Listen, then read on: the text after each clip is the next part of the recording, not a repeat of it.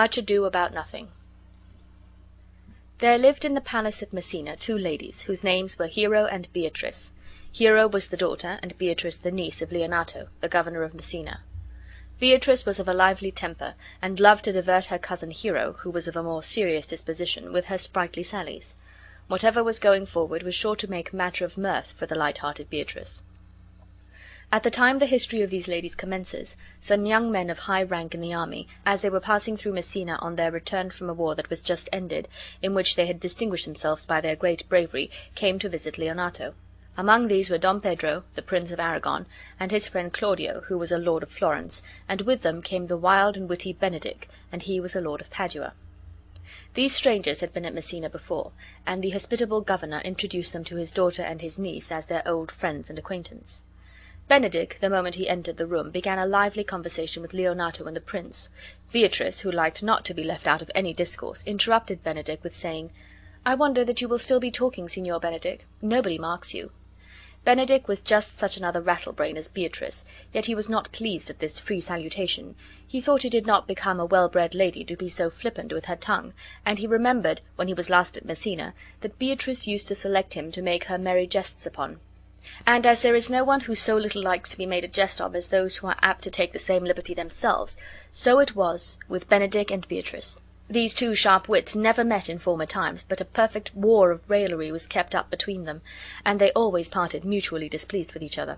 Therefore, when Beatrice stopped him in the middle of his discourse with telling him nobody marked what he was saying, Benedick, affecting not to have observed before that she was present, said, "What, my dear Lady Disdain, are you yet living?" And now war broke out afresh between them, and a long jangling argument ensued, during which Beatrice, although she knew he had so well approved his valor in the late war, said that she would eat all he had killed there, and observing the prince take delight in Benedick's conversation, she called him the prince's jester. This sarcasm sank deeper into the mind of Benedick than all Beatrice had said before. The hint she gave him that he was a coward, by saying she would eat all he had killed, he did not regard, knowing himself to be a brave man. But there is nothing that great wits so much dread as the imputation of buffoonery, because the charge comes sometimes a little too near the truth. Therefore Benedick perfectly hated Beatrice when she called him the prince's jester. The modest Lady Hero was silent before the noble guests, and while Claudio was tentatively observing the improvement which time had made in her beauty, and was contemplating the exquisite graces of her fine figure, for she was an admirable young lady, the prince was highly amused with listening to the humorous dialogue between Benedick and Beatrice, and he said in a whisper to Leonato, "This is a pleasant-spirited young lady. She were an excellent wife for Benedick." Leonato replied to this suggestion, "Oh, my lord, if they were but a week married they would talk themselves mad." But though Leonato thought they would make a discordant pair, the prince did not give up the idea of matching these 2 keen wits together. When the prince returned with Claudio from the palace, he found that the marriage he had devised between Benedick and Beatrice was not the only one projected in that good company, for Claudio spoke in such terms of Hero as made the prince guess at what was passing in his heart, and he liked it well, and he said to Claudio, "Do you affect Hero?" To this question Claudio replied, "Oh, my lord, when I was last at Messina, I looked upon her with a soldier's eye, that liked, but had no leisure for loving.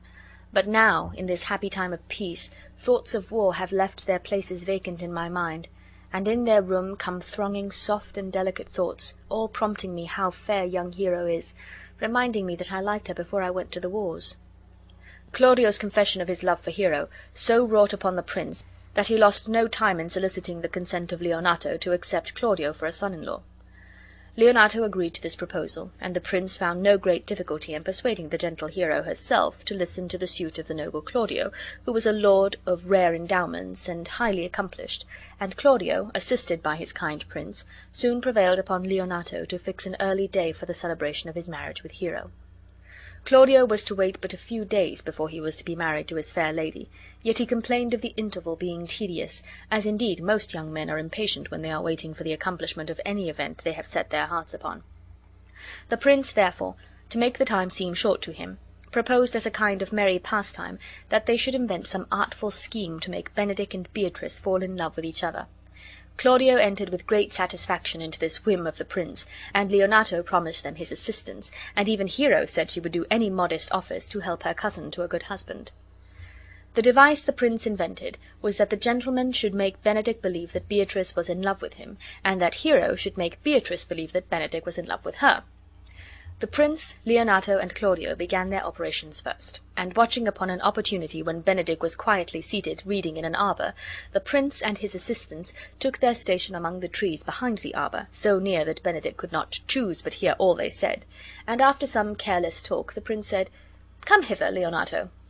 What was it you told me the other day, that your niece Beatrice was in love with Signor Benedick? I did never think that lady would have loved any man." "No, nor I neither, my lord," answered Leonato. "It is most wonderful that she should so dote on Benedick, whom she in all outward behavior seemed ever to dislike."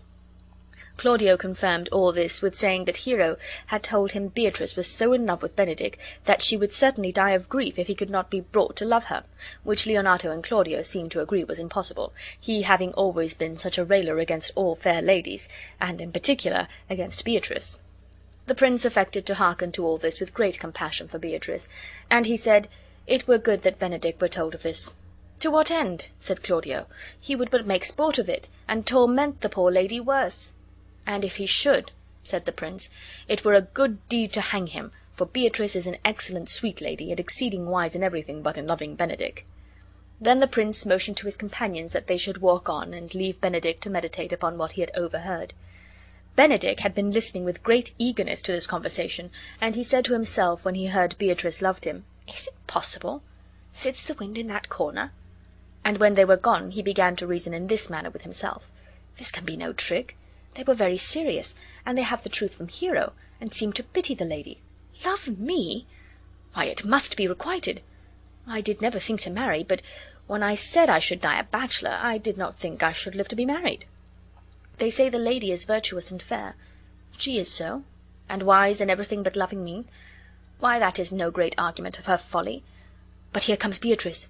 By this day she is a fair lady. I do spy some marks of love in her." Beatrice now approached him and said, with her usual tartness, "Against my will I am sent to bid you come in to dinner." Benedick, who never felt himself disposed to speak so politely to her before, replied, "Fair Beatrice, I thank you for your pains." And when Beatrice, after 2 or 3 more rude speeches, left him, Benedick thought he observed a concealed meaning of kindness under the uncivil words she uttered, and he said aloud, "If I do not take pity on her, I am a villain. If I do not love her, I am a Jew. I will go get her picture." The gentlemen being thus caught in the net they had spread for him, it was now Hero's turn to play her part with Beatrice, and for this purpose she sent for Ursula and Margaret, 2 gentlewomen who attended upon her, and she said to Margaret, "Good Margaret, run to the parlor. There you will find my cousin Beatrice talking with the prince and Claudio. Whisper in her ear that I and Ursula are walking in the orchard, and that our discourse is all of her.